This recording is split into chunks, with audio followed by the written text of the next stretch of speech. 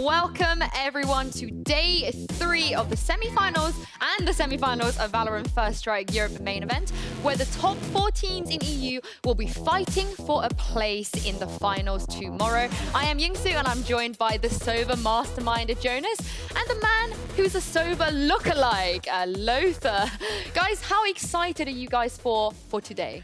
I'm so excited. I mean, we saw some insane matches yesterday, and I just can't wait to see what we're going to have today. We had some surprises yesterday that I didn't really think was going to happen, and I'm really hoping that maybe some of these teams saved some of their strategies for, you know, a stronger matchup that they will probably get today. Yeah, you know, for me, something that was very exciting yesterday was that the same amount of players have picked Sage that picked also Viper, and they're also more often picked than, example, Reyna and Phoenix. That tells us a lot about the matches that we had yesterday. And it's, you know, I like to say that VALORANT in EU is the more thinkings man game. Well, I mean, I'm not going to mention the games that you are making that comparison to, but I think that's a fantastic observation. Of course, after yesterday's action, FPX and Summon FC will be joining G2 and Heretics from day 1 in the semi-finals. FPX showed just why they are one of the favorites in this tournament, as they absolutely demolished a Defiant and Nolpenki. Well, Nolpenki, to be honest, I expected more of Nolpenki. That game wasn't as close as I was imagining it, but it was still exciting, especially to see FPX kind of demolishing by the one and only Angel. Yeah. I mean, Angel is just, he's just phenomenal. And like the fact that we know that he's the mastermind, he's the puppet master, we've said it so many times. He sets up these plays, he's the IGL, he's the entry fragger, he's the coach. This man is just unstoppable. And he's just as old as we are, Lothar. Is he? I think he's actually younger. Oh, well, okay, let's not dive into details and numbers. Sometimes statistics don't count, right? Yeah, that's true. But they looked absolutely phenomenal. As a team, they had all the fundamentals like in place. It looked like just a very good VALORANT, you know? Yeah. They were always going in pairs, there was always a trade, there was always, everything was prepared, while Nolpenki, I feel like they weren't prepared to play against a solid team like that. Yeah, absolutely. We saw some so good angle holding. You could just see the years of Counter-Strike experience coming in with the kind of way they always refragged each other. They always found a way to never just lose a man without having someone to guard his back. Guys, I'm just going to break it to you right here. There are not that many people that's as old as you two. So you had to I'm say going to it. throw in that wake-up call now. But of course, we spoke about FPX. They will be going up against Summon FC. Summon FC showed us an absolute masterclass as they came away with the biggest scoreline of the tournament so far, a 13-4 against Purple Cobras on Bind. Yeah, I mean, Purple Cobras, they did absolutely try their best, but they were just outmatched, I felt like. Every time they tried something, they were counter-stratted. There were so many set plays that were so very well done. We talk about this youngster FPX kind of play style, and I feel like we're going to see more of that today for sure. Summon, I felt like they had a playbook so well prepared. Yeah. It had a thing against every single round that was coming from Purple Cobras. And Purple Cobras, I felt like they just couldn't improvise. What can we do? Yeah. So we can stop that Viper on Bind, because they obviously were just feeding the Viper. Like the first 3 rounds were just fantastic when they were trying to push that one-way smoke and the snake bites every single time. That was the moment when they learned, okay, we cannot do that anymore. We have to change our approach. Yeah, and this is where experience comes into play, because how deep is your playbook? Like, if you're getting countered, do you have a counter strat, or do you just keep on trying to actually do the same thing you're doing, but better? So that's a big question I have for today. Will we see counter plays, or will we just see one team getting completely outplayed because of the lack of depth in their playbook? I mean, when does it end? Because you spoke of counter, and then there's counter. God, we can go on for ages. But I am also looking forward to how much I think these teams can show their depth, like you just said. Purple Cobras didn't really stand a chance against Mystic's Snake Bites. And Lothar, I know you were very impressed with him yesterday, and you wanted to break down a little bit more about Summon's use of that Viper. Yeah, I would love to. Actually, I'm going to leave my notes here. Ooh. Welcome to the Spy Cam. We're going to tell you something about the quarterfinals yesterday, because Salmon FC and Purple Cobras was a perfect example of a, well, let's say, really well-prepared playbook. Round 13 is the pistol round for Salmon FC. They are preparing a push. Now, as you can see here on the minimap, the Viper, this is Mystic on Viper, he's the key to the success of Salmon in the quarterfinals. He's preparing a wall, but this is very interesting. So typically when there's a Viper wall that is being played, it just goes straight in a line, right? But Mystic is using the Viper wall once the round starts and the portal is opened. So when it's open, that changes the point of reference for the Viper wall, and instead of going in a straight line, it breaks into two and cuts the B side in half. This is something that we really wanted to like reiterate, because all of that round is on Mystic's back. He is, let's say, directing the movement from his own team, and they're following up of the utility usage coming from Mystic. Now, let's delete those arrows and let's see how this plays out, because this is very interesting. Now, vision for Purple Cobras is cut out. They don't see what's happening on A short. We see Bridge, Omen, and Sova gonna push, make a lot of noise. That will drown out the utility used by Omen on lamps. They hear the teleport. Mo is in the teleport, standing there to see if someone of Purple Cobras is going after them after they teleported to B. In the meantime, Breach and Omen are making a lot of noise on long B. They're preparing smokes on B, which will fake that they go to B, and in the meantime, they're preparing for a teleport that goes to A. While we see Spike is still in A short, with the Cypher and Viper still waiting that. That will draw out. Huckstar on Raze is gonna push A short because he thinks he's gonna catch the teleported people on A, but in the meantime, he's being killed by Viper and Cypher were waiting for him. Now, this is the moment when another fake happens. Breach and Sova again teleport to B, fake, and that triggers a rotation for all Purple Cobras that go back to B, and in the meantime, Omen loses a duel in the showers, which is instrumental, puts a wrench into Salmon's FC plan, and this is where improvisation comes in the plan. Now, Mystic needs to decide, are we doing that fake B push that we planned, or is Mystic joining the team? He goes, puts up the Viper wall, teleports to B, and this is the most interesting now part of this entire round. They take control of B. Now, they kill the anchor in form of Killjoy on Elbow, and now they have the entire site in control. Now they can prepare a default plant. There's gonna be a Viper orb coming on the default plant, and this is the most interesting part. We're gonna see that Viper will rotate to long B. Now, instead of watching on the minimap, we're gonna go with the full screen. We can see there's a Viper orb already in place on the default plant. Both Viper and Breach are rotating to long B, and they leave Mo alone on site. He didn't have enough time to rotate, so now he has to just claw his way back, deal some damage, and basically his job is done. Now, on the default plan, there's the Viper orb. It will deal damage, but it will not kill someone. Now, Fancy is unaware. He seems confused. What is happening? He didn't hear the snakebite, dies to the snakebite, and that allows basically for a 1v1 fight with Vlad against Mystic. Vlad at 1 HP. Has gonna have like a very tough time to win this duel, and as we all know, Mystic is closing this one out with an easy shot in the side. That's it. That's it? That's it? Oh, that was nothing, guys. Yeah. Oh my goodness. I mean, that was an absolutely fantastic breakdown, Lothar. I really love the use of the minimap there, because I think it can, when you're watching that round live, you're sort of hearing the cues of the players jumping to the teleporter, but you don't actually see it as well as you've explained it there. I really enjoyed that, guys. If someone would pay attention to Killjoy and Sova in the backside of B from Purple Cobras, they were running like in a Charlie Chaplin movie. Left, right, left, right. They had no idea what's happening. Most of the time of the round was on the spawn, actually, because they were running through it. I guess that's the beauty, right? Like, you want to force your enemies to do that. And the way that they managed to draw out like a million fakes and rotations, you know, of course, having the Omen dying there wasn't the best, but they improvised. Mystic staying live was probably the most important thing for them. Yep. And I'm sure we're going to see a lot more of that today, which moves us on to that FPX Summon FC matchup. Before G2 take on Heretics, I really sort of wanted to dive into this. They are going to be playing in the second half of the day.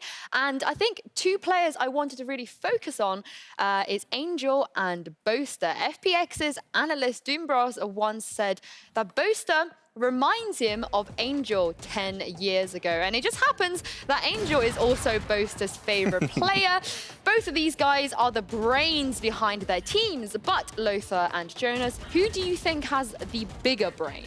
I mean, one thing here to consider is the fact that Angel, you know, as we mentioned, he's older and wiser. He's got tons of experience in Counter-Strike, and that's one of the many reasons we see FPX playing so clean with the angle holding, because there are so many things, tactics that you can transfer from Counter-Strike to VALORANT, because there are similar games in many ways. And I think that's one of the really strong points for FPX, because Angel is basically able to take this knowledge and transfer it to his students, if you'd like. But there's such a well-oiled machinery that it's just such an amazing experience to watch them play. Yeah, the thousands of games that Angel already played in the genre give him the knowledge that he can improvise upon and just draw context from some of them and apply it to the current situation that they have in Valorant. You know, when someone's just younger, he doesn't have that time spent in the game, you know? But I really like how Summon FC are playing. Boaster seems to be a very good IGL, so I'm really... I cannot wait for this for the semifinal. I do really like the way that Boaster sort of learns a lot from Angel. They actually tweeted each other today. I don't know if any of you guys have seen it, but it's some top tier, I guess, trash talk, if we want to put it this way, as you guys can see on your screen, that, you know, these two guys, they have like a mutual respect for each other. Absolutely. They're going back and forth. They're having fun. I think Angel is very aware that Boaster looks up to him and takes a lot of sort of like advice, strategies, and so on from him. But we also must remember that Angel probably is looking at that bind game, that Viper game from Summon FC yesterday, and I would be very surprised if he's not also stealing things from Summon as well.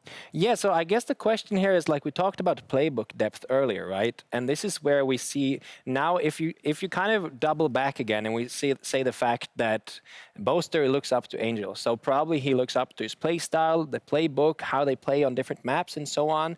If Angel already knows this, does he have a counter strategy? Just use that lovely phrase again. Or like, that's what I mean. Who plays these strategies? So imagine they play the same strategies. Who plays them best? Is it the teacher or the student? You know what's funny? I saw Angel, the Viper wall that I had on the breakdown, right, that went through the teleporter. Angel was using exactly the same one, but from the different side.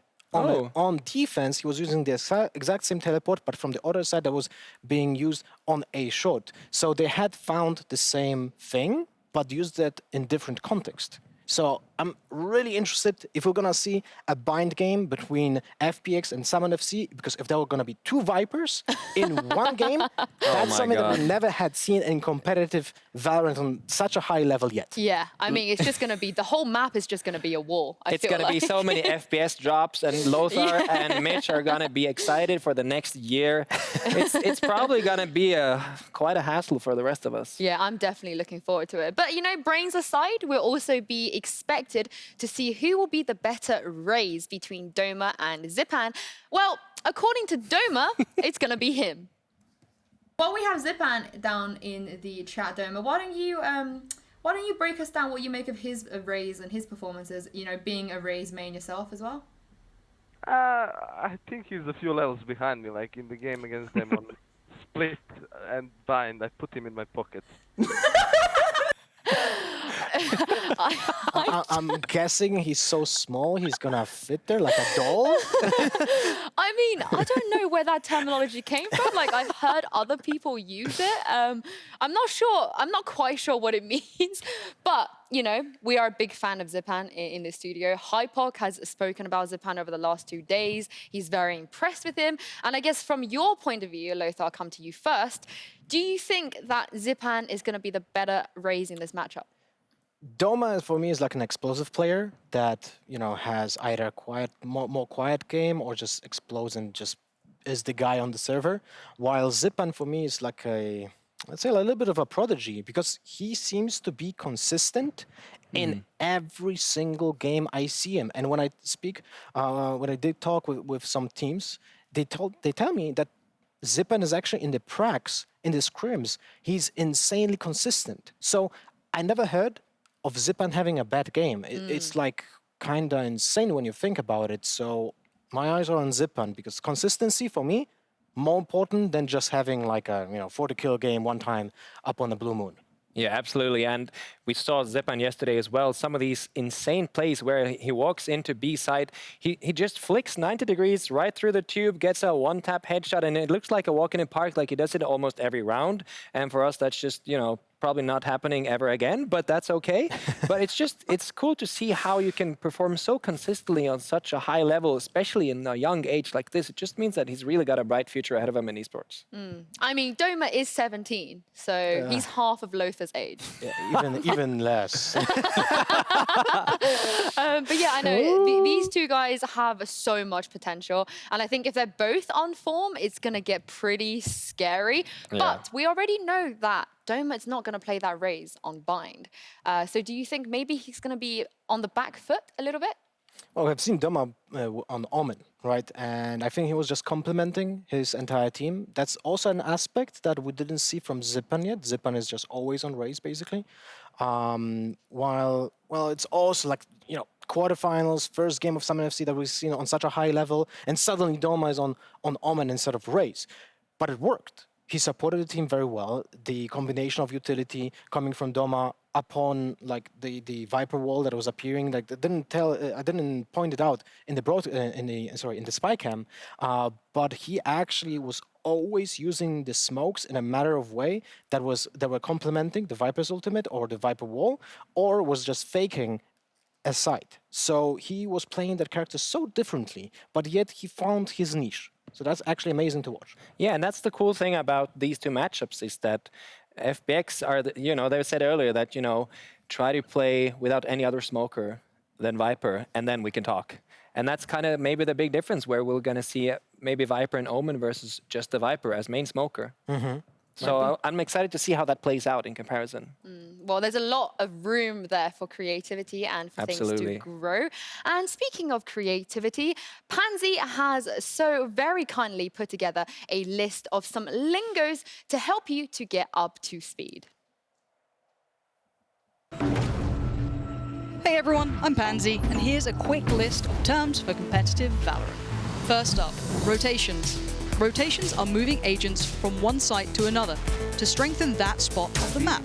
Typically, this happens after defenders call out that their site is under attack, or when attackers change their game plan after action sparks on the map.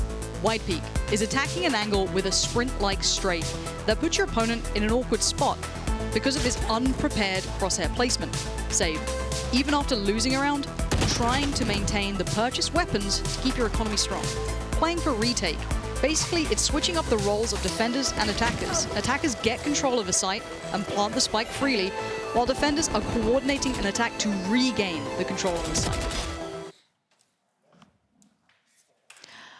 And welcome back, everybody. I am now joined by the one and only Mitch. So good to have you back on the desk for day 3. Hey, it's nice to be back. I'm really excited about these games. The one tragedy of heart that I'm having is the fact that I can't be on the desk and casting both these games, because I don't know what I prefer for each of them. This is super exciting. You guys have obviously been alluding to the Summon FC, FPX, the fact that we could actually see 2 Vipers. I woke up today and I'm vibing, ready for that fight to go down. But of course, we have to get this one underway first. Yeah, well, I know we spoke a lot about FPX and Summon FC already, but we cannot forget that Europe's most dominant team will be taking on the Giants from Spain. It's G2 versus Heretics in our first quarterfinals. Has the tournament gone as expected for these two teams, do you guys think? Let me check my notes first. Say hello to Mitch. Hello, Mitch. Hello, Lothar. So, I would say, for me, it wasn't a surprise that Heretics are here in the semifinals. I think a lot of people at home were like surprised that Team Liquid didn't take it and so on. So they might be actually in a point where, so this is the underdog story, right? For us in the studio, the pro players, they were hyping them up as well. So I expected to see Heretics here. Now against G2, we all knew they're gonna be here, right? This was like 90-10 for G2 against Ogles. Always something can happen, but in general, they were just too good, right? The question is, this is the real first test for G2 since a very long time. I think, Yinsu, you said that they didn't have a real match, quote unquote, Yeah. since September, right? So, and here against Heretics, I feel like they have to be prepared. We know they actually do have a coach now, so they're putting in some preparation time. Maybe they will be less improvised playstyle coming from G2, but we'll have to see. So it can be hard for G2 in this series in particular, because I imagine Heretics will have avoided scrimming them for quite a bit. I think they're coming in with their hand very much concealed. It's hard to really get a lot of solid data because they've played against teams that are at a much lower level than them. As you said, you know, Heretics, they haven't really played they haven't played any of the top teams really, with the exception of the game versus Liquid.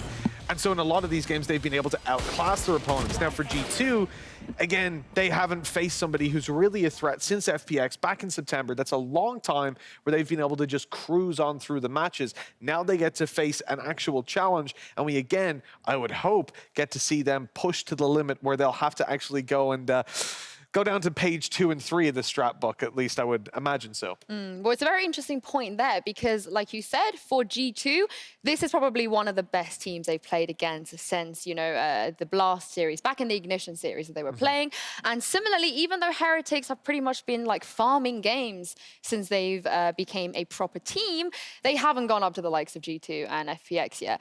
So do you think, well, how much better do you think the Heretics have to play in order to be able to match G2 on their best day? Because G2 have a very, very high ceiling, and I don't believe we've seen that yet in this tournament. Yeah, we definitely didn't see it from G2. I think the game against Oglis was pretty sloppy and a little bit loose, let's say like that. They had even a more, let's say, room to breathe than in their normal games. And I felt like they were just kind of like toying with the opponents, but at some point they had to like grind it out because it was getting pretty close. With Team Heretics, I feel like they played well in the quarterfinal.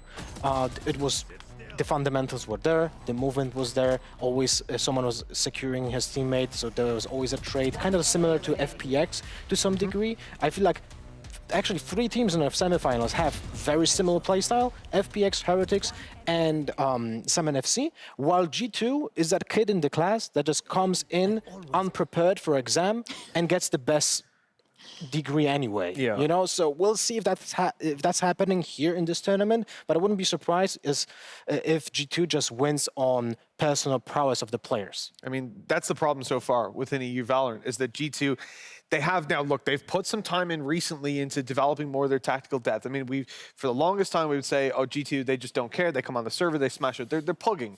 Now they're trying to elevate that game because they realize, you know, you can't pug forever. You just can't do it. It's not feasible. You have to add that extra depth. They've started to bring on a coach that they're trialing, and they're starting to build out that strat book, flesh it out. But I still think that this is somewhere that they can sometimes get away with just playing individually, and then if you add in that tactics, Heretics are going to have to step their game up massively. Well, I kind of wanted to quickly focus on 2 players. I think David P from G2, you know, he was the HyperX player of the series in the game that they played against Oglis.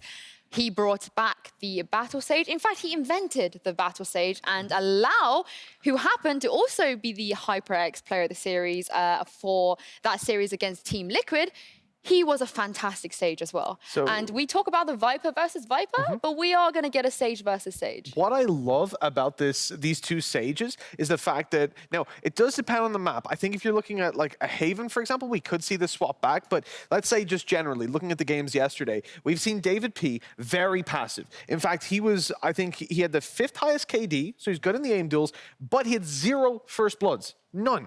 Did not get involved. When he gets challenged in the early round, he's putting his slows down, he's putting his wall up, and he's trying to support his teammates going in for that fight. Basically, giving up the map control, but making it costly and slowing down any pushes coming towards him. You contrast that with Lowell. This guy just hits heads. He had the most first bloods on his team in every map versus Liquid. He had the most first duels challenged for in general. I think almost on the server, the only player beating him was Scream every time. And I mean, come on, it was Scream on Jet. That's going to happen.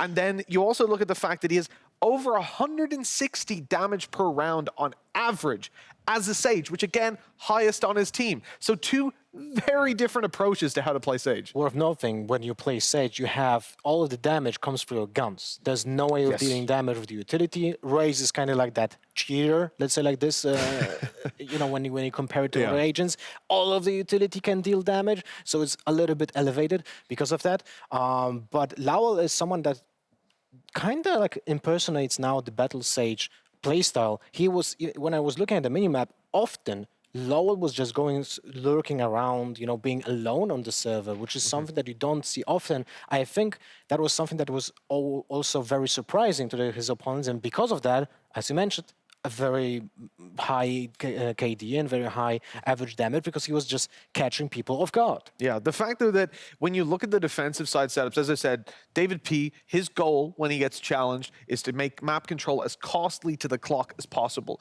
He will not go for the fights. He will not take those duels. Then you can contrast that to Lowell.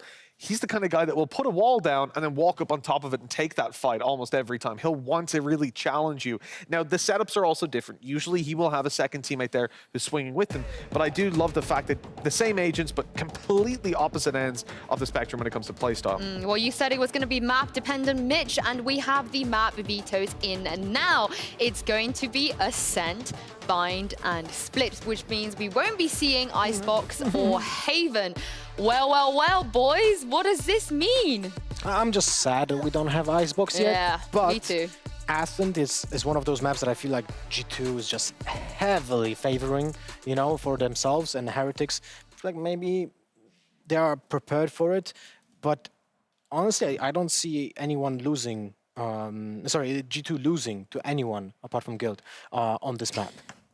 You know, the funny thing for me actually is the fact that Orgless, in the game versus Orgless, Haven was banned off the bat, excuse me, and G2, who've now selected Ascent, actually banned Ascent back then. So I was thinking that maybe recently we would see them shift away, because that map has long been their map. Whenever we see them in a series, we know that that's where they feel comfortable. But to see them ban it yesterday was odd. That now tells me that maybe they just had a bit of a read on how Orgless So played I have a theory about that. Okay. Yesterday they banned Ascent because they knew Orgless is pretty bad. Sorry for the word, but they are. Orgless were pretty bad on Split. They played the Brimstone, the Omen composition, which was smashed many times in the qualifiers. So I really liked what G2 did there because they forced basically Split to be open. And I think this was the reason why. And Orgless were pretty good on Ascent. Now here with Heretics, I feel like that actually makes perfect sense. Like the map compositions that we're gonna see here in the semifinals just makes sense. Well, let's not forget that Heretics are also very, very good on Ascent. I believe they're actually unbeaten on Ascent, I want to say that since they started playing, or am I wrong? They That was were Bind in Heaven. They were until yesterday. They played up against of Liquid. course, They actually, of course, the thing is, of they course. actually picked it versus Liquid, Yes. and we were like, oh, this could be a map where they do really well. They lost 13-10. It's still a close map. It's not like they're trash on it by any means, but that was a map that they lost versus Liquid. I think you will have had G2 looking at that, seeing perhaps the opportunity there when it comes down to the veto that, hey, we're super comfortable on it. They didn't do too well versus Liquid. We can probably take Liquid any given day, so let's take Heretics down on that map. It is also interesting to me as well because that's going to be a map where we see Sage used a lot. Like that, okay, teams are starting to adapt it. Heretics use it on every map. G2 are using it more frequently now. But even going back, that was where David P, he gave, when the hard nerf came in for Sage, he gave her up on every map except Ascent. He kept on playing her there. So she just serves such a valuable purpose when it comes down to the B-side defense, especially when you combine her with someone like a Sova. And also, don't forget about the boosts inside of Garage B, which can catch someone off guard on this side. There's also the boost on B lobby, where you can shoot someone with an op that is on A short. So there's a lot of possibilities when the Sage is just actually just a battle Sage. Don't use it to slow someone down or just cut off someone, but just get a kill because of the higher elevated position. Well, guys, we know the map vetoes now. We know the teams. This is the fun part because Lothar was right the last time he predicted a Heretics game. But what are we saying for this series? You know, I'll jump on the sword on Okay, this one. please. I think Heretics will be able to push G2 off the map. I want to believe Heretics will be able to because I love their approach to the game. I think they're very inventive. You look at their setups on almost every map, and it's not the carbon copy of what we consider the strategy for how to pick it, even in terms of how they select their agents. I'll say that they managed to take a map off, but ultimately I think G2 will take this series. Okay, Lothar? All right, well, you know, I hyped up Heretics coming here to this tournament, and I really loved how they played, and I think they deserve the spot in the semifinals, and they're gonna push G2. They're gonna push G2. We're gonna probably see 3 maps, and all of them will be very close to each other. But ultimately, I think G2 will gonna take this very seriously and not allow Heretics to take the win. So we've got 2 G2s here. Yep. Yeah. But it's not like a 60-40 for Yeah. me. It's like 51-49 for G2. So it could swing the other way. Yeah, you're but I saying. think it's favoring G2 anyway. I've never really done numbers this frequently, but I'll say 70-30. I'd be pretty confident that they take it. I think that on an individual level, they've just shown themselves to be the strongest in Europe for so long. I don't see them not making it to the finals. I think that I'd be heartbroken almost if we didn't get G2 in the finals. But at the same time, like Heretics, they've put the work in, but this is their first real challenge. Like Liquid were looking a little bit off form and they struggled versus them. And I strongly believe G2 would have smacked Liquid yesterday. So I can't see it. Maybe a map, but I cannot see it. So yeah, the 2-1 for G2, I'm confident in. I mean, when Jonas was on the desk, we were building this narrative of G2 maybe being the bad boy, being almost a little bit of a villain in the EU scene right now. That's a carbon copy from League of Legends, yeah, you know? but everybody wants to be G2, right? So my head is sort of saying that G2 are the best for a reason. And I think we're probably going to see that reason today. But also, wouldn't it be nice if we had a new hero, so to say, to come in and to dethrone them? Because in theory, is this going to go on forever? Is G2 ever going to be dethroned? Oh, come on. It has to be FPX, though. They've worked so hard. They've gotten so close before. I want to see FPX dethrone them. I think they've earned it almost. It'll be like a stolen final in that aspect. This would be a really cool storyline, almost like scripted, and we're at Riot Studios in Berlin, so it fits, you know, the narrative. But I cannot imagine G2 will just allow anyone to destroy their march for greatness. You know, it's like this is their final moment. This is where they go for the crown, right? They all won all the Ignition series, and this is the final moment when they need that final piece. And, speaking of the final piece, we have agent select here. Heretics were pretty quick on selecting their agents, and we're still waiting on G2. I saw a Reyna hover for a second there. But any surprises? Anything you want to talk about, Mitch? So far in this tournament, we saw yesterday Mixwell was playing Raze. He was doing very well on it. I think he's been on fire. Taking the Jet here, though, a lot of operator duels to take around middle. I'm not too surprised with him. Pith going in for the Cypher. Again, kind of expected. Killjoy can be dangerous. It can cost you games because Cypher just brings you much more value at times. Yeah, it's no surprises so far. Mixwell plays Raze on Bind. On Ascent, he plays always with Jet. On Heretics side, I think this is exactly the same lineup we have seen so far on this map. Pora is known for playing Cypher on all other maps. All other maps, he's playing Cypher. On Ascent, he's playing Killjoy, and this is because there's just much more stopping power than what Cypher gives, while they have the Sova to get the informations about the movement. The Owl drone is just so important as well. So I'm not surprised he's picking actually Killjoy, and it also works well on attack when it comes to Killjoy more than Cypher. But now other 2 picks, Sage and Omen, right? Yeah, I mean, there was no way it was going to be a Brimstone really with how things have been playing out. I think, I didn't actually check this, but I'm pretty sure at an eye test he's been the least picked across all of First Strike. He's been neglected Brim massively. was picked 2 times. By 2 players, sorry. Reyna was picked by 1 player, Phoenix was picked by 1 player. So Brimstone actually is not in a terrible spot. But globally. Even. Oh yeah, globally. Okay. Yeah, there's been very little love for Brimstone recently. I think I understand the reason they're talking about buffing him. I actually think this event is a great reason for maybe a reconsideration of buffing the Viper. I really love the position that Viper's in right now. I know there was talk that it was going to be Brimstone Viper next patch. I really hope that's not the case. Brimstone, sure, go ahead. I'd be interested to see how you balance him out to make him a bit more powerful. But Viper's in a great spot. She's perfect. Yeah, just one thing I would like to see is a better visualization of the ultimate before you actually use it. but that's it. Yes, yeah, okay. But if we're going to consider that a buff, I would even consider that just like a UI implementation. Sure, yeah, that would be absolutely perfect. For me, though, looking at this series, I think G2 are going to be... It's going to be a real test for them on Ascent. If they do well here, this series is done and dusted. If we see Heretics look a little bit flat, they have to perform, because obviously this is the map that they lost versus Liquid. That series was very nearly going the opposite way, and we know that Liquid are... historically have not been on the same level as G2. So I need to see that little step up here. I need to see a very, very close game, even if they lose it. Well, we're excited here, but the exciting part is going to be on the caster desk. Pansy and Hypok, over to you and take us through this first map on Ascent. Yeah, with absolute pleasure. This is going to be a cracker of a game, I feel. We do have Heretics being somewhat the Titan Slayers at this point. They've taken down Liquid, and now they're facing G2. Now, G2's a little bit of a different beast. I can't imagine a better play on words than the gods of G2 against the Heretics. I mean, I'm going to lean into it, don't worry.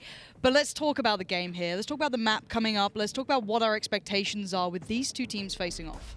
I mean, we saw some really, really good practices from Heretics, and that's the one thing I would say against G2. I mean, rarely do we see a team really go toe-to-toe with them in that sort of play style that G2 employ. But I actually think, particularly looking at Ascent, I kept talking about Heretics' setup on Ascent, in particular on defense, obviously with Lowell over in that A-short position, and the flex as well, the variation they had to that consistently kept Liquid guessing, and they weren't really able to break that. And defensively, I mean, Heretics have a very, very good structure to deal with that playstyle from G2. I'm going to be honest, though. I've been watching a little bit of NA. I've been watching TSM turn up and run through it thus far. I want to see a bit of that from G2 here. Yeah. And that's no discredit to Heretics. I'd love an upset. Like, I live for this. Like, misery makes me happy. There's something to be said about my state if that's the case. But I want G2 to look like the G2 we saw at the very early days. They came in as just these absolute animals, tearing through teams, that confidence sky high.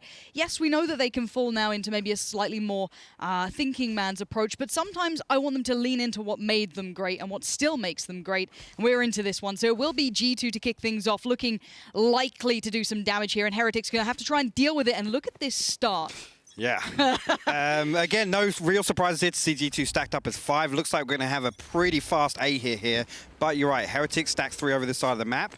It could be an all-out brawl to start things off. I couldn't imagine it any other way, and Mixwell the first to begin it. Avova's going to fall foul to it, and you're going to see Pora put to task. Might have to back away, try and stay alive, play for that retake at this point, because the site's going to be lost. Ooh. Spike's yet to be down, a bit of damage done. And yeah, now Spike planted, still a lot standing for G2 in a decent enough post-plant. You see here, Niso hesitant at first. Ardis does manage to tuck himself into hell. Actually, the Cyber Cage goes up. He's going to swing right out. Niso giving his life up in a 2-for-1 trade. Leaves Lowell the last man standing. And an easy cleanup there. Patitech with the 3K. Yeah, nicely handled. Gonna have a little look around, make sure everything's all sorted, and it is. Nicely done by G2. I want to highlight what I like about that. Clean and simple. They didn't need to do anything fancy. It was your basics. You had your nice entry off the back of Mixwell. Love to have that on a Jet. I do like Mixwell on a Jet, if I'm honest. I still feel like that style with him really complements it. Well, this is a big question early on, right? When there was so much emphasis on the operator, and actually, you know, recently we're not seeing an awful lot of operator usage throughout EU in particular. I know other regions, North America, it's still kind of the cornerstone, but seeing him flex onto Raze has been good to see that versatility from G2. Okay, let's see what the second round looks like. Obviously, for Heretics, you're looking to do a bit of damage, maybe try and cost a rifle or two, and you can see quite a conservative purchase, I feel, for G2 here. You do have 2 of the rifles, so David P and Patitech both opting to keep on the rifles, but the other 3 opting for a slightly lighter purchase, potentially trying to strengthen that economy, but it looks like a gamble stack. So they've opted to put all of their players essentially towards that B site for the defensive team. Yeah, as Niso actually got himself tucked into market. David P's creeping that way. He's actually going to wall it off, so... Lovely. Interesting here, going to cut off that lane altogether. David P doing what he does best, swinging on the top of that. Mixwell will find a second, and now... comes a taller order for Heretics to recover from this. And I really don't mind it. So let's talk as to why this round traditionally shouldn't go the way of Heretics, no matter which way you cut it, unless they gamble stack towards A. But the whole point of a gamble stack is you don't know where they're going to go. So you try and make the best of a poorer purchase. You try and maybe bring a bit of a surprise in, catch a couple players off, create that mayhem. For Mixwell, it's farming time, and it's clean. Gorgeous. Gorgeous Ultimate work. Online. There you go. Yeah.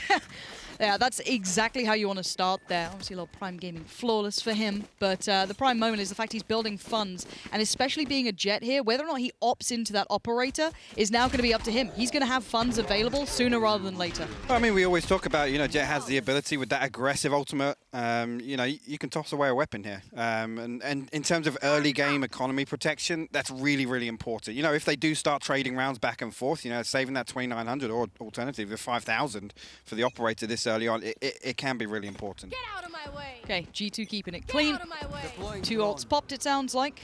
So let's see where they put them. Rifles galore for Heretics, and it seems, again, this very basic piece towards A. It is well constructed, but it is not going to be too complicated. Already you can see the smokes are up. Omen's going to keep the vision limited of over on the other side, of course, waiting it out, and a little bit of a patient play. Now, this could be a bit of miscommunication. No, they're going to find the puzzle piece. That's Sage. David P just playing very patiently, but now the spike to be planted. Good post plants ready for the other two as well. And you can see Heretics completely off guard. They have very little step back in here. They desperately need a pick. Oh, well, this is the thing. They kept giving up A's side to play retake on it against Liquid, and again, they've got a very, very similar setup here. G2 just walking straight in, though. Makes it very difficult to have this many players up, though, for the retake. Here we go. Oh, Mixwell's waiting on the verge here. That's going to be one, but he's quickly dealt with. Put to bed in Heretics. Double down, but it's Ardis controlling the gateway. No one comes through until Pora, but it is a 3v2. Look at David P. Look at this timing. Does he get it right? Yes, he does. Through he goes. Horrible surprise, but a great moment for him. And Pitt in support to shut down the final player. But that movement around from David P, that little bit of a lurk there, catching the timing just right, as that retake looked like it had a bit of leg to it then. It did at one point. Pora's gone that. Again, we see him time and time again in spots like this where he's on that long flank through, obviously clearing his way through A main. Picks up one, but David P times it perfectly off the audio cue from that utility. Just clean. This is a much more disciplined G2 than we saw the other day. Honestly, they've just done 3 site hits. Yeah. Haven't need to see much more, and look how low they've kept the economy. I'd love to bring up at one point how many kills have actually gone to Heretics, so you will see the fact that simply their money's in a really bad spot. Now, we will discuss the theories of what to do if you're just being run over like this and how to deal with it. For now, it looks like G2 felt out the pressure towards those B halls and went, all right, we don't need to walk into this yet, but there will be a problem. The Jet has gone walkabouts. Well, this is the thing. 3 pieces of utility revealed all the information of Heretics set up on B. Where's now Nuki? the G2 have come away. Look at this. All players are rotating towards A. I just wish we could have seen Nuki there. I don't know if David P spotted Nuki, but look at the ground that they've gained. Now, already, Nuki's going to fall kind of in towards getting the orb, trying to play around this one.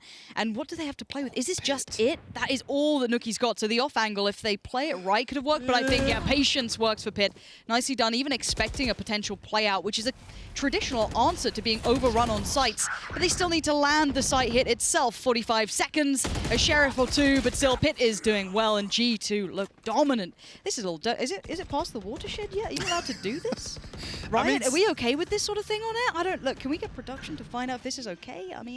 We will check... I want to check in with the score, at least kill-wise, for Heretics, because at the moment, this is G2 running over them. Yeah, it is, and there's a little bit of utility being invested each round as well. Yep. They're not giving this up, so even though they don't have the weaponry to kind of stop this, but just in particular in this round there, as soon as the utility is revealed on B, I love the reaction from Heretics. They know they've given up their setup in terms of revealing the Sova, the Killjoy, and ultimately the Sage over there. As soon as G2 hear it, they react, they swing back through mid, but they leave David P and Pitt in those positions that have the map control. They know exactly how they're able to set up to make this push again, and it's fantastic damage control. As I say that, Lowell will find one, get one weapon off the board, but Pat is good for the trade. Now, I want to just take note of how much damage Heretics have achieved so far. Kills aren't everything, but you want to do damage to at least build your funds up. Let's have a little look in. 2, 1. No one's broken past 3 kills yet. Yeah. So, it's a little rough. For them, they need to just get off the starting blocks. They will have a buyout, and Nuki back on that op, or should I not say back on, but at least getting on the op could be a bit of a difference maker. I want to keep eyes on where he plays this. Does he take it aggressive to try and make a difference, or does he try and play more dedicated towards the side? This mid control he's kind of starting with, that peak towards the catwalk, does indicate he might try and get a pick off this, and it looks like rinse and repeat towards A, at least for now, with a little bit of a lurk from David P, swinging through mid to clear, and instantaneously you're seeing the denial of the op, and you can see they are reading this very well. well. They have kept great control of the economy, but they have lost that first pick. David P goes down, but that wasn't where the vast majority of G2 were residing. Yeah, Artis did pick up one with the Hunter's Fury, so that will give away some entry into the A site. Spike going down right now. Really good control from Artis here to stay in A main. Now we're in the situation again, we're testing that A site retake from Heretics. And it's horrible to retake with an op, though. Let's keep that in mind. That is something that is very, very difficult to work out unless you're, I don't know, Wardell. But here we are. Let's see what Heretics can do about this one already. You can see the struggle happening.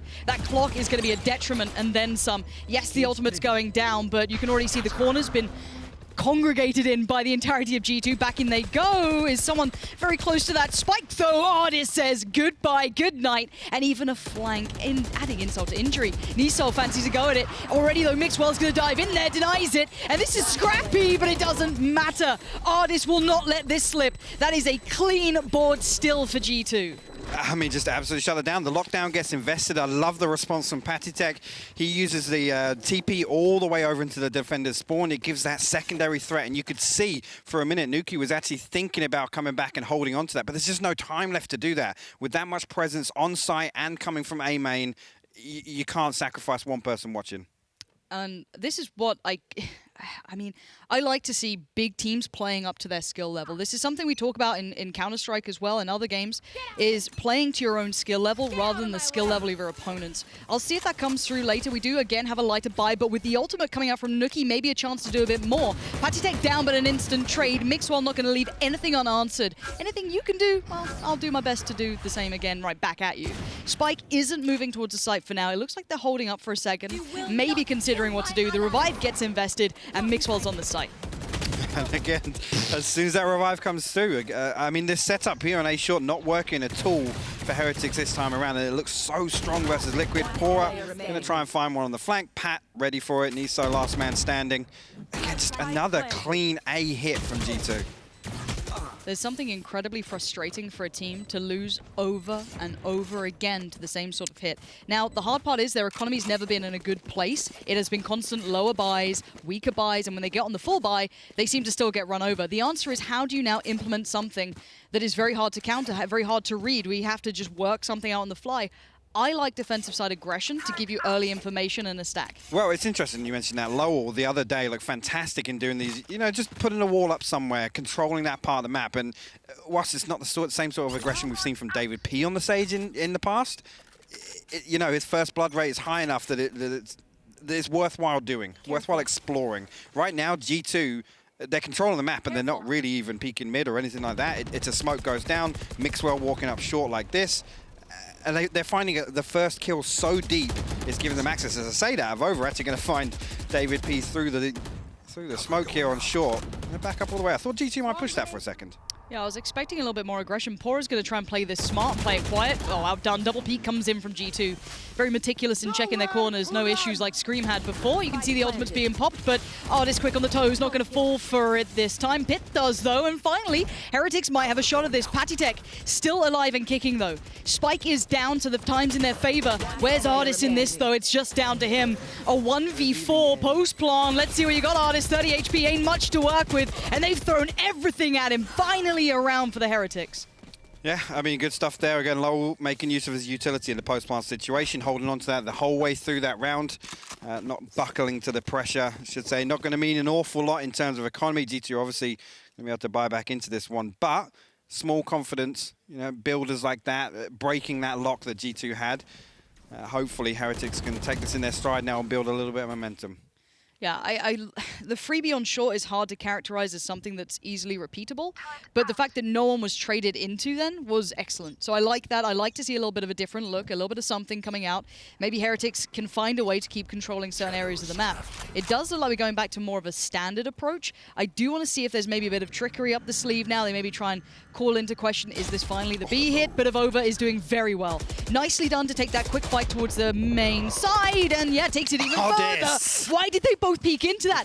Do not allow instantaneous trades for Artis. If he gets given a second, he's going to do exactly that. David P is in all kinds of danger pretty soon. He's got Jet behind. He's surrounded here, isolated, but the spike regardless is going down on A. Now, it will be Pit to plant, but he does have Artis to support. So David P is just being a nuisance. He kept 2 players entertained by those B halls for half of this round. Yeah, and actually the lurk might still work out for David P in mid.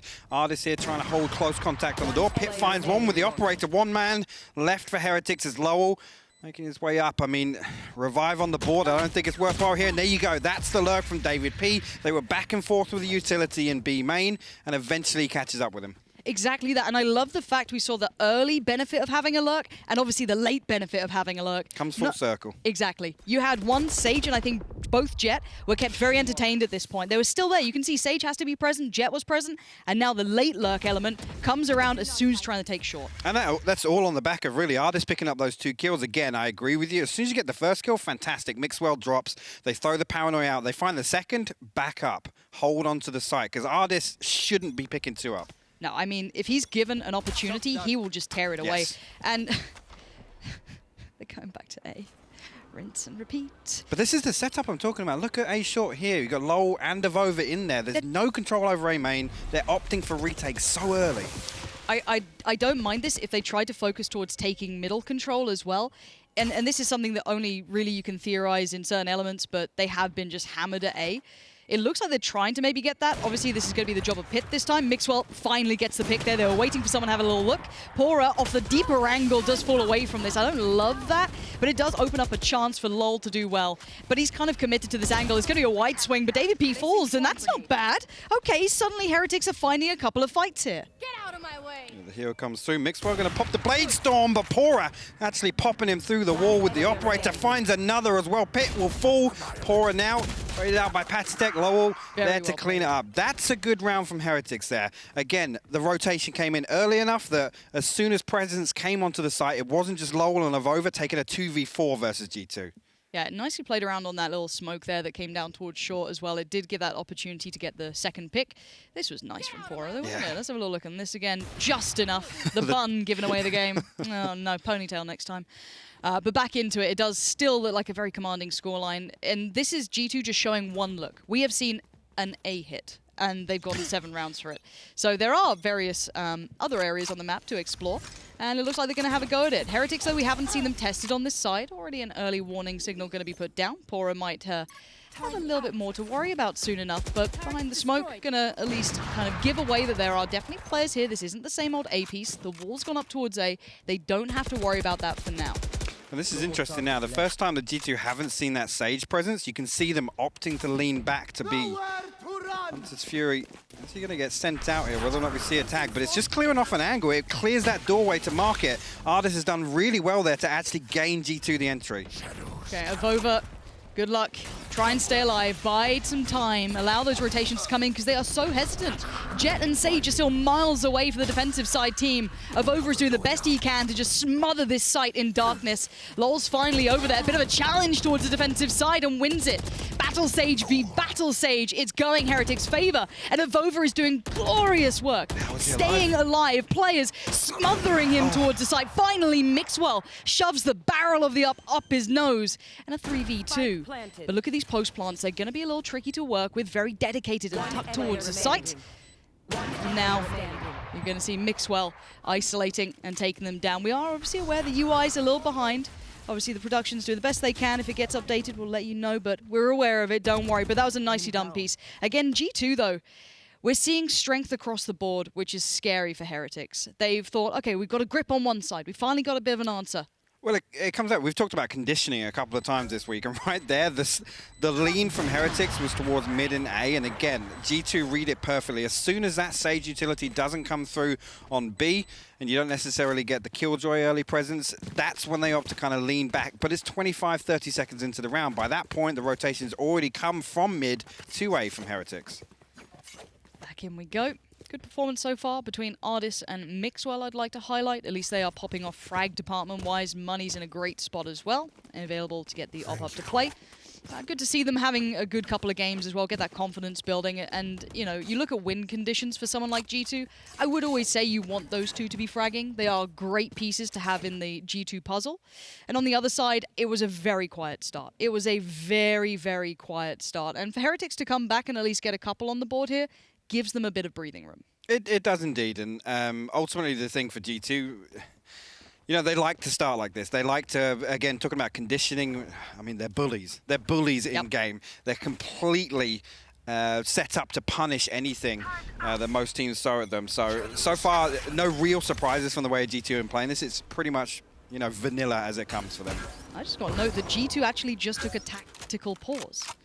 Hello? Okay, Take a breather. Take a breather. I mean, look, seeing them take tactical pauses is something we really haven't seen that much of. They're just kind of a run it through, so I like that.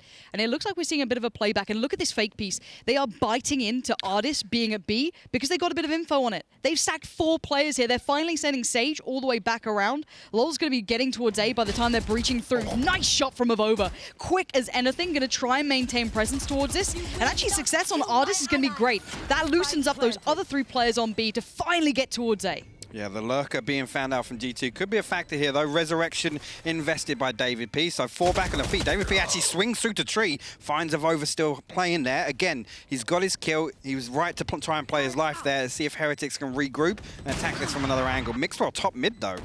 Okay, Mixwell, knowing that these retakes have been a little bit trickier, they have been getting a bit dicey, but Pitt, the experience shining through, dominating as he goes. He does finally fall, but this retake is rough. Lockdown. Heretics need to get into this, though, and you're right, the lockdown is there. It is going to force them huge. away, but are they going to be able to get to the spike in time?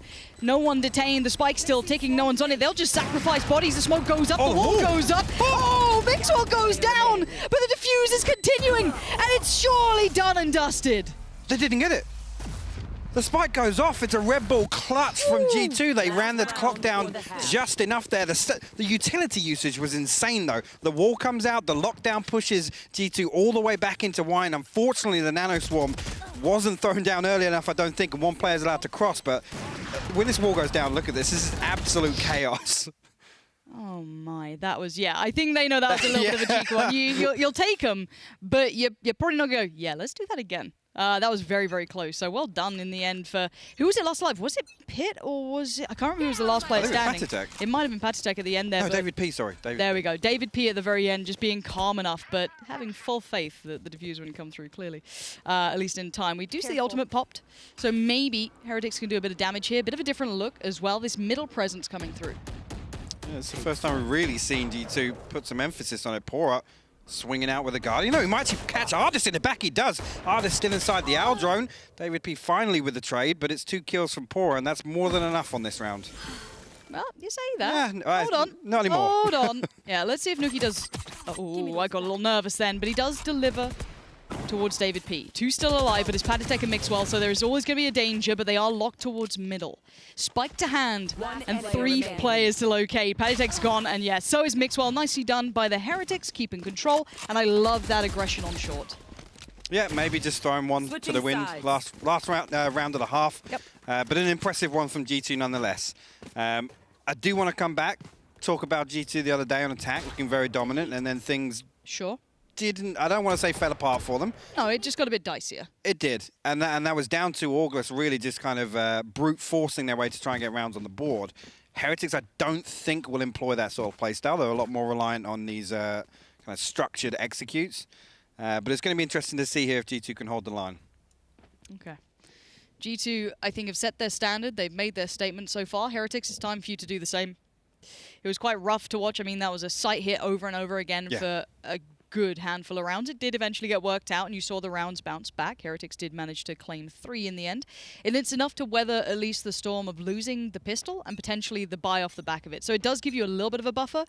But again, David P, let's see what you get up to start with. Is this live? It looks very, very patient from the attacking side here. Does seem as though they are into this. David P just being cautious, it seems. Maybe just waiting it out a second or two, seeing if any audio cues are given away or what the initial plan from the Heretic side would be. Yeah, looking at this, I mean, Pitt got a pretty aggressive spy cam out on A main, so that's going to give some early information over to Mixwell.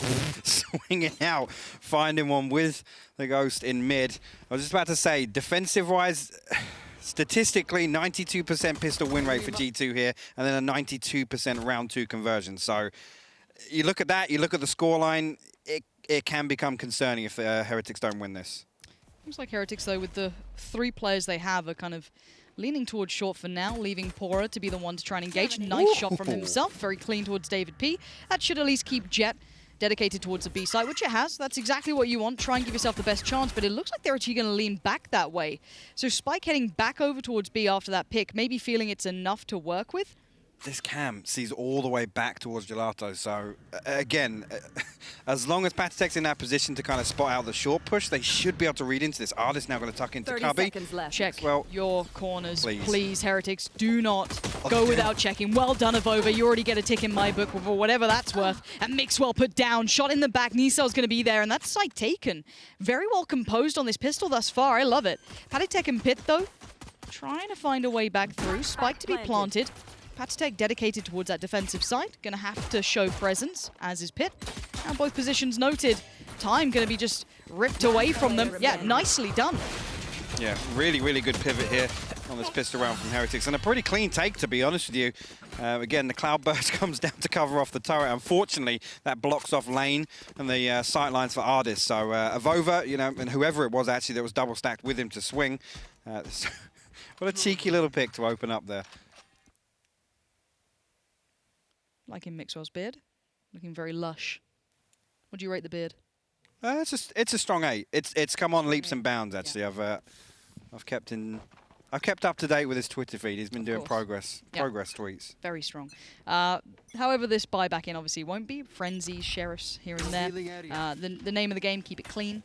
For Heretics, try and build back in. This is still an uphill climb. There's no need to lie to you guys at home and sell you something it isn't.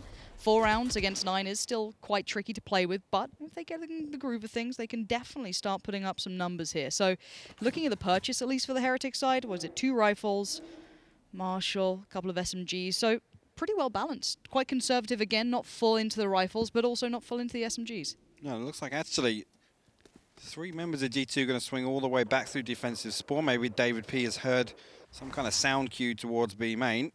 Pat, though, walking out mid. That's info. Yeah, that is big info, yeah.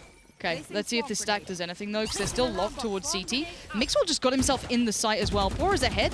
Nice spam. Might get a tag or two. David P looking a little worse for wear. Spam comes right back in. They are being noted, and it looks like they're disengaging. Looking at where the attacking side are heading with that spike, it might be a wrap. And they can leave Pora here to just try and catch people on the way out. Exactly what they're going to do. Love this. This is pulling rotations perfectly. It's a dangerous game for sure, but it's going to work wonders. Yeah, Pora might die for this. A rifle does get lost, but the round should go the way of Heretics here. I mean, they've got all the time in the world to sell for this post plant. I can see Nuki actually looking like he's going to swing on to the defensive spawn.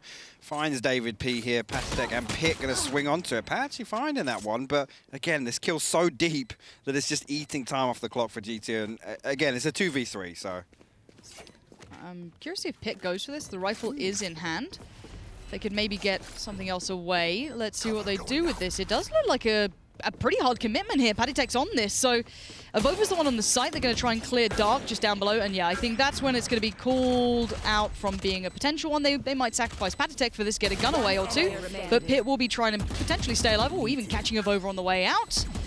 And no one else is going to go down. He's actually surrounded. He's in all kinds of trouble. Yeah, say goodnight, Pit. Economy-wise, obviously, it's not the end of the world. Yeah, exactly. They're back on to buy for this next one. So don't expect that to have a huge impact, especially obviously with the recent economy changes with saving weapons and whatnot. But I mean, so far so good. Heretics, you know, good cautious approach to that one. I think they were probably poised in the way that they set up for that default. They were probably poised for some aggression from G2. And obviously G2 were stacked up as 4 over towards A site initially, so I mean, potentially the push was going to come through onto mid there, and then as soon as they don't have contact, Pat walks out. Like you said, all that information gathered. It's actually the timing that Pat makes it into the attacker's spawn that they come back through mid. Yeah, and I love the fact they were happy to post up Pora there. It looks like, okay, Ardis is getting into that aggressive style that is very characterized with him, especially on this map. Look how deep he's got already. He's going to at least isolate one fight towards his kind of opposite number, and Patitech's found Nuki, so this is a problem. This is now success in areas they didn't want. And you can see, oh, this is a huge bit of map control. They can't rotate off this. Mixwell can watch his back as well. Look at this crossfire in play. So Ardis, Patitech and Mixwell, 3 of them have mid control. It does mean the players dedicated towards the sites are just locked in here, but the retake is going to be brutal. So here we go. Pressure now starting to mount. Who is it tucked on the side? David P, I guess, now has to evacuate site. Nisao's late mid play actually might have the timing, but Ardis gets away with it. Even gets time to adjust. No. Nisao's there for the trade, so things still looking pretty decent for Heretics, holding on to 3 alive, and they do have walk to site. The problem is with that mid setup, Pit Spycam's still spotting out everything in A lobby. You can see it every so often just lighting up on the minimap. That's all information. They don't need to kind of swing away from the setup that G2 have already. They know exactly where Heretics are kind of poised to go towards. Yeah, and there's one player watching the cross in towards B, now unable to. That is David P. Do you commit through that? Timing's everything, sees 3 and dies for it. Information found, sure, but Mixwell on the flanks could be the one to keep your eyes on, at least in a second's time. Patitech might get the first fight, but Avova's got a nice little deep angle to play with, but it might get undone by Mixwell in a second. Let's see. Patitech still having to deal with all the players on the site for now. And yeah, it's Mixwell to actually lose out to Avova. I thought it'd be the other way around. Heretics really locking this down. Gorgeous post plants here. And Patitech not getting a step. And I love this adjustment of committing towards CT. He cannot leave this area now. No, this is perfect. Got him pinched in. Again, I think Pat just holding on to try and do some damage to the economy before he does fall. I don't think he knows that they've both crossed already. There's obviously one in Cubby. Fantastic pinch there, again, to get that one off the board as well. And Niso, heads up play from him to obviously stay in that position, holding on to top mid. Ardis could have done way more damage than just the 1 kill that he got in that round. But again, just to talk about this, Pit Spycam and that kind of triple lock in mid, they know that they're outside B lobby. But Heretics, you know, running the clock down, David P being forced back into the defensive spawn from the lockdown. Heretics didn't rush in. They still waited on the rotation. Now, I want to talk about how coming into the half they had, what, I think it was 3 rounds for Heretics, and now they are right back on the cusp here. And this is going to be a bit of a maybe rude awakening for G2, because, okay, they'll get the bye soon, don't worry, but it will be 9-7. That's a far closer scoreline than I expected it to be after seeing that half. But Heretics showing exactly why they've made it to this point. They've taken down one big name, and they're trying to eye up the second. Pit going to be trying to get it to the perfect level for him. And it is going to be Patitech to find them. Bloody hell, his positioning is nuts, isn't it? Lol's now in a bit of danger. He's a little bit cautious about what's going on. Does he check the corner deep enough? He's definitely heard something. He knows what's up, but G2 are trying to swarm this. And it may not get them the round, but it might get a gun away and a bit of a nuisance. Lol's in trouble, backing away. They're committing on this one with everything they've got, but one by one they go. And one by one they're going to fall to this. It's not good work by any means from G2. They're getting nothing out of this round. No, desperate for that weapon on the other side of the wall, but Lol going to tuck his tail between his legs, head out of here. He's got his heel back up, so hopefully going to be able to get back up some of that HP that was lost in that fight. But yeah, G2 swinging 1 by 1 on that after the owl drone. Desperately trying to get the weapon off the board. Mixwell. Cheeky little last bullet out of that spray will find Pour Up. Whether or not they can do any more damage, we'll have to wait and see. For now, this is great from Heretics. I want to keep watching this. I want to see when the guns come out how this continues forward, because at the moment, G2, it feels like they're trying to just kind of, you know, play quite a, not fast and loose, but a little bit, you know, stack aside, try and make some aggressive plays while they're on the weaker weapons, and I don't think it's necessarily a bad idea either. Ardis, if he can do some damage, try and keep... Bloody hell, why is he so good? Try and keep that economy humble, that'd be lovely. And Nuki's got him, so here we go. Heretics right back in the game. This is where things get exciting, though. G2 back on the purchase. They should be able to good buy out this one, but Heretics now get put to the challenge. This is the round that matters. This one gets you right back in and might make G2 start sweating. And economy-wise, this is very, very important. Again, previous round, G2 put a couple of sheriffs, couple of light armors on the board, a ghost, and some utility invested as well after that push into A main. Sorry. So this is important this round. I mean, you can see look at the economy here for G2.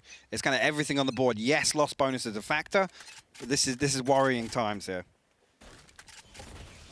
Heretics very patient to start with, and I like the deeper hold, especially towards that B side, knowing that there is going to be presence, but Mixwell going to start things off with a bang. That op comes out straight away. Presence now noted. Let's see if he adjusts. He actually continues forward. They're getting aggressive towards middle. Going to post up David P a little deeper. The spam going to help him cross a little safely, and he makes it through scot-free, but he's going to hear this revive and know what's going on too now. just around the corner. But on the other side, do Heretics find a way back in? If I'm then, I know that mid is now in trouble. Lean into a site if you can. Easier said than done. You still have the likes of Artists waiting, potentially, and maybe Pit kind of posted up. But mid is an area you do not have info in anymore. No, or control. With David P there, they have no control. Again, look on the minimap. Look at these vision cones. David P and Mixwell, they've got it locked down from 2 separate angles. And I'm pretty sure, once again, Heretics aren't going to have any idea this happened. Niso, the last time this happened, he was the player to kind of shut it down. Maybe he's still got that in the back of his mind. They seem pretty aware of a possibility, and LoL's pick towards Patitech is going to just keep selling this idea of problems ahead. Now Mixwell crouched under Pora, knows those lines of sight too well, takes it even further. But wait, there's still one waiting here. Artist trying to bide his time, waiting patiently, swings on one, looks for a second, gets a second! 20 seconds, Spike now down, but he's in a 1v3. This gets so difficult to deal with, but he's a problem. He's got the reload, he's gonna try and buy the time on this, spams away, he doesn't get it, and Nisao does. Even the plant to add insult to injury, and Heretics are right back at the door now. Yeah, and that's scary. A couple of kills for G2, but economy-wise, that's a tough loss for them. Really impressive stuff so far from Heretics. What I'm loving to see is the patience. They're expecting G2 to make these plays just to gain map control, you know, tucking Artists into top mid, tucking David P into top mid, Mixwell flexing between, obviously, that pizza spot with the Sage Wall boost as well. I'm really impressed so far, once again, by Heretics. This goes here. Look, they've kept the economy humble, and you're going to see now G2 potentially losing out on this one as well. This will be 9-9. Yeah, you've got, what, I don't really look at much to see here. Marshals, Sheriffs, that's about it. So for now, Heretics going to have to try and keep this clean. Again, this is always going to be the name of the game. Keep it clean in these rounds. Don't give up easy kills. Do not get caught out. Don't lose out on rifles. Yeah, a couple of ultimates to reinvest into this if G2 see fit. I did hear a Blade Storm pop. So I have to wait and take a look, see if it was Nuki or Mixwell, because it's on the board for both of them. Looks like Mixwell for now. Yeah. So that could be a factor here. Heavy lean by Heretics this time around. 4 in aim. Actually 5, sorry, including Lowell at the back. And looks like he's got a little bit of a lineup set up here. Pora maybe going to follow up with it. The Nano Swarm. The Hunter's Fury goes through. That's going to clean off a couple of angles here, but Pit's got tucked behind Generator here. He's not been cleared just yet, and he's going to find Nuki. Yeah, Pit can be a danger. He's going to find one, but a trade comes back in. Site's still being contested. Mixwell is the one to keep your eyes on in case those blades do come out to play. For now, though, Heretics keeping everything going the way you want to be seeing. Heretics, this is clean. This is perfect. Just David P now standing. That site's theirs. They have taken this cleanly. Yes, a couple of, ultimates invested here and there, but for me, I'm happy to see it. This will get up Heretics to 9-9. They're going to put G2 through the ringer. We are tied up all even now. G2, time to deliver, boys. You are now pressured by the Heretics. Well, this is the thing. Early on, the questions were called around G2. I'm talking about early on in terms of VALORANT in Europe is how versatile can G2 be? How many of these variations of these pushes on the defensive executes do they have? Because right now, Heretics don't seem to be biting. I mean, G2 are getting that control, getting those positions, but it's not converting to anything. If I'm G2, I call a tactical timeout now, and I discuss things. Because they haven't found an answer to deal with this. Now, I don't know if this is actually theirs. Keep in mind, I think the other ones earlier were tech pauses, but I would like to find out if G2 call a tactical pause, because this would be the prime moment for a coach to have a discussion, or for them just to try and consider what to do now, because they have been overrun by the Heretics quite handedly. Yeah, and again, just looking over to the economy there, we'll take a look at it when we get back in, but I think I just saw team credits, 900. Oof. So it's even tighter than that previous one that I said was potentially the most important round of the match. And the concerning thing now, we talk about economy and VALORANT, but momentum is a huge factor. Just outside of the economy, Heretics now, what, is it 6 on the bounce? Yeah, I believe so. I mean, it was 9-3 on the half. So here we are. And yes, it is a tactical pause from G2. It's the perfect opportunity as well because they haven't found an answer. That mid-aggression does normally garner them a great deal of rounds. But if you are Heretics coming into this, G2 have stylized this map as being one of their favorites. Ascent, if it's open, they'll happily pick that. That's a go-to, and it's a very strong pick. But it looks like Heretics have a very good plan in mind. So let's keep up with this one because G2 hopefully have been able to adjust something here. Because at the moment, Heretics have really taken the reins. But now they have to deal with what's going to be thrown at them. Maybe Heretics throw something, a little bit of a curveball their way, potentially. Slow start to this one once again, and another variation of the setup from Heretics. I mean, you can see Nuki again, just so wary of mid. And this time around, G2, with this investment and keeping the economy in mind, look how deep they're playing. Ardis and David P don't want to mess with anything from Market. Actually, looking like we might actually just get another straight out B hit. Yeah. From the Heretics. Nothing so subtle about it. This could be a pretty dry hit so far. All 4 players are here. You've got the late lurk coming around from Pora, who is just making sure mid was under control. Bit of a spam, and you can see that utility being thrown in by G2 to try and slow this down, allow rotations to come through, get Mixwell in the right place potentially at the right time. But they have drawn a lot of utility out of G2 here, and that is great work. Very classic Counter-Strike-esque. Take away the smokes, take away the wall, make them pay for this investment. But there you go. Nuki's going to pay with his life towards David P. He backs away. It does show the indication they still want to hit this site. Yeah, Mixwell finally now coming over to that defensive spawn spot. The Nano Swarm is perfect though from Pora. Mixwell swings out, finds the first. Niso trying to get into Cubby there, but 13 seconds left on the clock. Ardis here on the box. He can't find the kill. He does eventually get it. Avova falls. Yeah, they have to go now though. Lol's in trouble. It's 6 seconds. It's 5 seconds. And it's one player alive. Where is the spike? Niso can't get to it. And the fight's not going to be given to him. They can play the time now, and they're going to dwindle it out. G2 just about getting this one under wraps, but that was dangerous. Yeah, dangerous for Heretics, because when you lose a round like that after building that much momentum, it's a heartbreaker. I mean, the clock runs down. David P's just able to buy so much time there at B main, and yes, the utility's invested, but he's got a fantastic opportunity to find that first kill, and the important thing is, he doesn't buy off more than he can chew. He backs up, he plays off Ardis from sight. I mean, we talk about taming the beast, and I feel like they have. I think Heretics have tamed G2 here to play a more standardized game. That aggression, that kind of cockiness that we love, ain't gonna work here, and well, it's not gonna work again, David P. Get down, sit down there on the site. Jet's already out there, the rotations are on the way, but it's too little too late. No one can make it around, the wall goes up. They have just backhanded G2. Heretics, surely this is gonna be a good post plant, nice positioning. Anything to stop it? Doesn't look like it. There we go, Spike now in. Retake time for G2, and the weaponry, it's lacking. Patitek, Ardis, it ain't perfect. No, and actually, Ardis gonna... Okay, Nuki falls. Ardis putting that Bulldog to work. Recon Bowl goes through onto site. Now in a 4v4 situation. Couple of ultimates on the board, but looks like we're just gonna get a pretty much straight push through from G2. Mixwell found from Pora though. That's still lurk from B main here, and whether or not Ardis is gonna swing into it. He's just gonna walk through the cage. He doesn't find it. He does. Pora will fall, but Heretics find 2 in response. They dismantled one arm of this defense, but the others on the site maintained position, and Heretics keep building into this one. This is mad stuff coming out from the Heretics, and I love it. They expected that little push to come out from David P. They read him like a book. Well, look at that. Straight away, the response is, right, we're hitting this fast and hard. And David P is expecting, right, they're going to play slow again. I'm going to creep up. I've got my slow orb. I've got my wall. But 3 of them swing on that, and it's entry given. The rotation doesn't come in quick enough. Pora, again, I'm not sure if you spotted there, the Nano Swarm lineup from B lobby onto defensive spawn opening. Mixwell can't hold that angle. Look at the state of the money. The economy is still in a bad spot for G2. Heretics leading by quite the margin. But now look at this structure from the Heretics. You've got very deep holds coming out. Lol at the back here. Nisao using utility to clear up short. Maybe trying to make sure that there's no funny business happening here. No one trying to get Aggie in middle. We know that's a G2 look. They'll try and take territory by pushing up.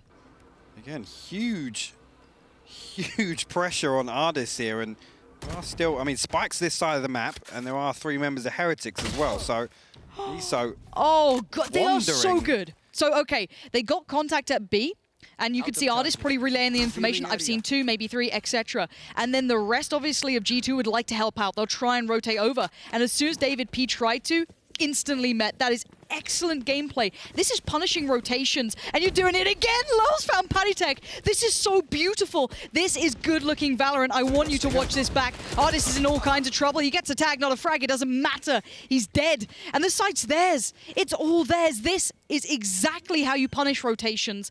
Heretics are living in the heads of G2 rent-free right now. It is, but again, it comes off the back of that slow, patient, methodical start. Like you said, the contact comes through, information's relayed. David P doesn't even really push out. He throws a shoulder, and he's found. And time again, Heretics are finding these kills. We saw it with that top mid push from Ardis initially. It's a one-and-done spot, which it shouldn't be from there. Okay, we've got a good game on our hands. Honestly, I was a little worried. I was sat here like, all right, if we got a 9-3, you know. I'm going to say something here, and I'm don't. going to Here we sound go. very smug, Here but we I said go. to you yesterday, I don't think G2 will spank Heretics. Look, okay, fair enough, and I was happy to say I think Daddy's come home here, and G2's just going to absolutely give him the belt. Well, you but think it wasn't the case. Flip the switch. Yeah, I thought they were just going to, I was going to do the old line, you know, big boys come to play in the big It's crazy because I games, felt but- stupid when I said it to you, and now I'm. Lothar's going to be absolutely insufferable. Yep. So let's kind of roll it back as well, just to keep you guys informed at home. This is G2's pick. This has been a very good map for them, and this is them. This was Heretics punishing rotation off of information garnered, and that's something that you don't often see. But this map has been very well played out, and Heretics have a wonderful understanding. So as soon as Artis relayed that information that there were players, kind of where Avova is right now, that's when you saw that punish of the rotation. And again, the money has been in a constant state of disarray. And they're buying back into it. They're buying back in. Okay. I mean, they want to hold them on 11 rounds. Yeah. This is the play to not let it even go to overtime. As soon as you obviously Heretics hit 12, you can save into this and say, yeah, we're going to push overtime, but... Just having a little sip of the tea. Just those sweet G2 tears. It is going to be a little time out here to talk things through. Obviously, this is a round that's going to matter a great deal. This is important, though, because one thing, the play style of Liquid on Ascent the other day, the rounds they started picking up was when Liquid were making desperation plays, and it was Yep. Scream coming out and having that huge impact that we know True. he did throughout that entire series. But right now, this is Heretics looking way more composed. Way more composed. Okay, big one. This is going to be kind of, you know, getting towards map point 12 on the board for the Heretics if they get this, and it's a real investment buy from G2. They've got the rifles, not all of them. Artis a little lighter, David P lighter, Patty Tech obviously not ideal in his purchase. And again, we see this methodical clear and going through the fundamentals from the Heretics. This time around, Pit rotated over to B site with Artis. Trapwires down, and the spy cam spotting out B main. He's with his Aldo, not going to find anything up mid. David P drifting this direction though, but it's the first time we've seen Heretics really pivot into mid here and put some emphasis on it. This could be a new look. Mixwell has had Big success kill. over towards A. That is the first time we've seen Pora being removed very early Yes. on. So that might alleviate some of the pressure and kind of allow that additional player to rotate where needed.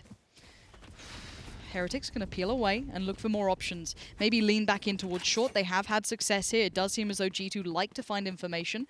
And it will be Mixwell posted on the other side. But Mixwell did start this off well. We do have Omen having a little TP around, having a look, having a little bit of a... See if he can find any He info. cleared wine with that. That's He interesting. did. But that's where the kill came in. So Yep. maybe seeing if Mixwell 30 was still seconds around. left. And it does look like they're going back to this A hit.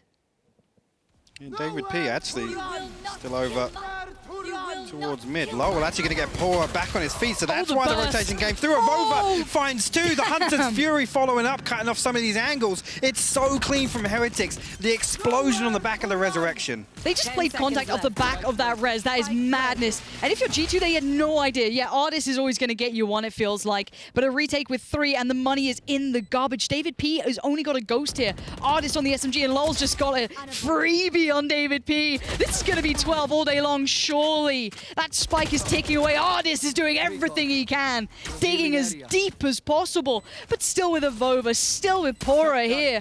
I don't know how he'd get back in, and Pora doesn't either. Pit, get out of there. This is going to be 12. He's still trying to commit. He's still trying to find a way back through. But they aren't going to give you anything. And Pit knows that he can try. He can try as he might. It's 12 on the board for Heretics.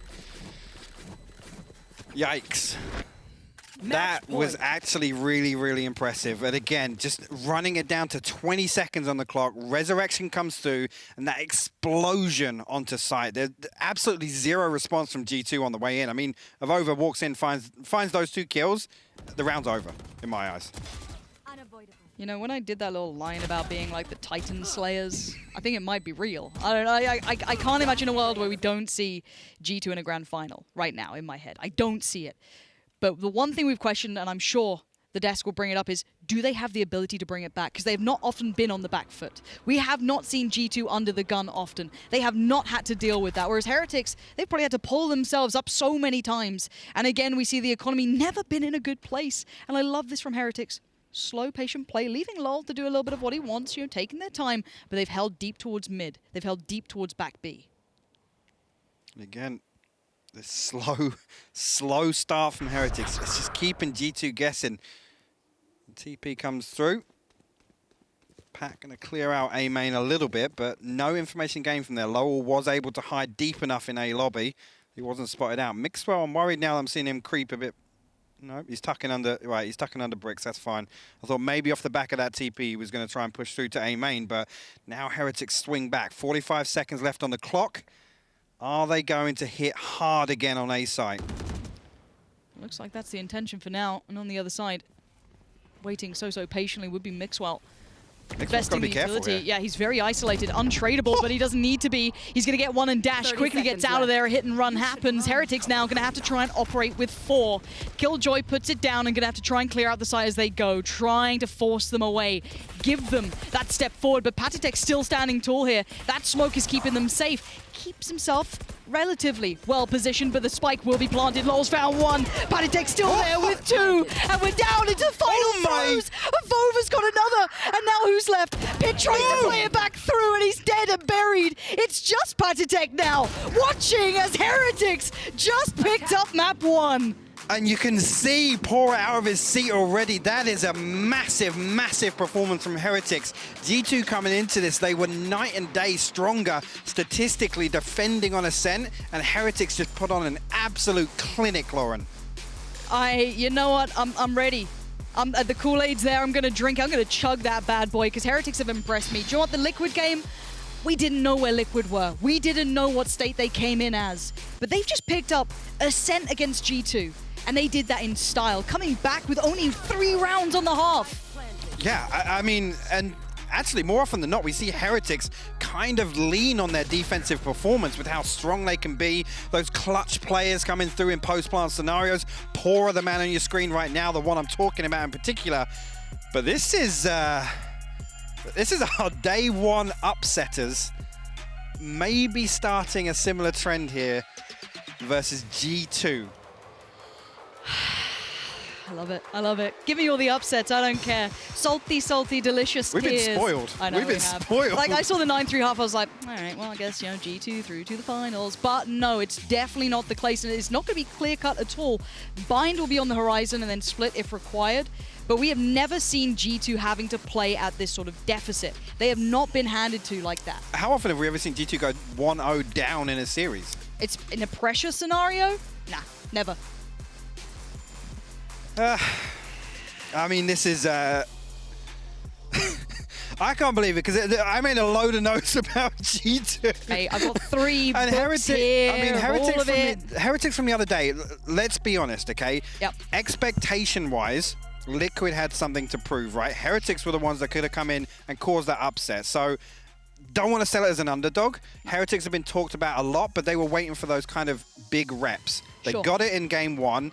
Now to come here versus G2 and start the same way that we did versus Liquid and look 10 times better on a map that, you know, Liquid actually, like I said, made some desperation plays on, maybe showed some flaws in Heretics' ability to handle that pressure. Right here, the 9-3 half, flipping that to this scoreline, absolutely insane from them. I mean, no one's going to take it away from them. That Liquid game, some people might have gone, well, we all know Liquid weren't that strong. I've seen a couple of, but whatever. You cannot take this away at all. No. Anyway, it is going to be taken away from us because we're too excited. I need some fresh air to cool down. But why not let's have a little look back at some of those Prime Gaming highlights. And after that, let's head to the desk.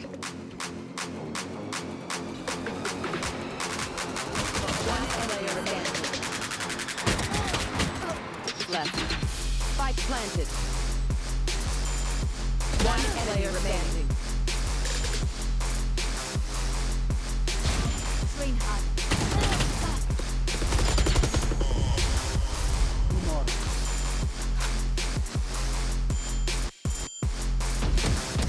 Do not fight. Get out of my way. Good. Enemy down.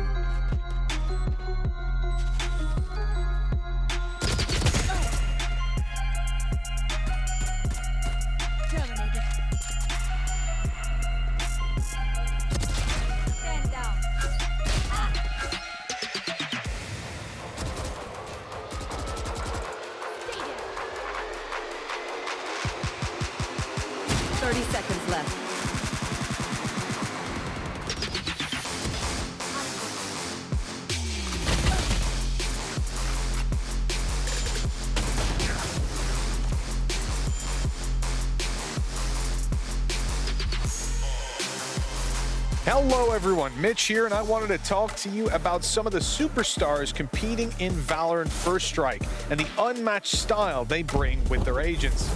So what is it that they do that makes them stand out? Let's look at Angel as Omen. Traditionally, the smoker of a team plays a more reserved role, providing cover for his teammates to take the opening duels on a site. Angel plays this role very differently. You will often see Angel fearlessly rush through smokes and lead the charge for his team. As the oldest member of the team, he's surrounded by some very talented young guns who he's more than happy to sacrifice himself for. And in the fights that he can't win, his teammates are always right behind to pick up those frags. The newest weapon in Scream's arsenal, Jet. This agent is usually reserved for the players using the operator due to the escapism it provides and the versatile positioning that it offers to its player. No show started. Yo!